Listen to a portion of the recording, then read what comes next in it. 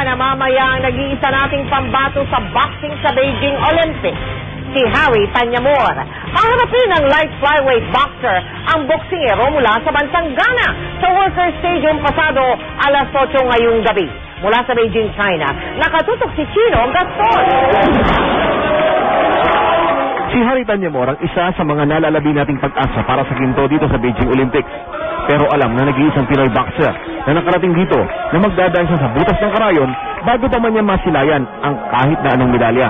Dito sa Beijing Olympics kasi andito na yung lahat at saka yung presyo andito na rin. At saka yung mga future iba rin yun.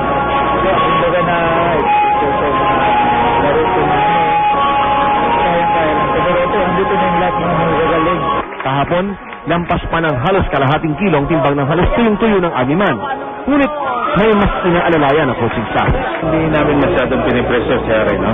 So, basta ang gusto namin, ilabas na lang yung kakayahan niya dahil alam namin yung pag nailabas na yung talagang kakayahan niya, kaya niyang talunin niya. Nasa bottom bracket ng kanyang division si Tanyamor na makakaiwas sa maagang pagsagupa sa 2007 World Champion na si Xiao Xining ng China. Ngunit hindi ibig sabihin nito ay madadali na ang laban kay Harry. Kung mananalo sa unang laban, makakaharap naman niya ang mga pambato ng Russia, Cuba o kaya ng Amerika. Kaya mahalaga rito, di lamang ang preparasyon, ngunit pati ang taktika. Pipilitin po namin at alam mo, sinatara po namin sa po ng aming mga kasama si Harry Tanyamor, not only for a bronze medal, but on the way to a gold medal. Hindi man lamang po kinakailangang malagpasan para makakamit yung medalya.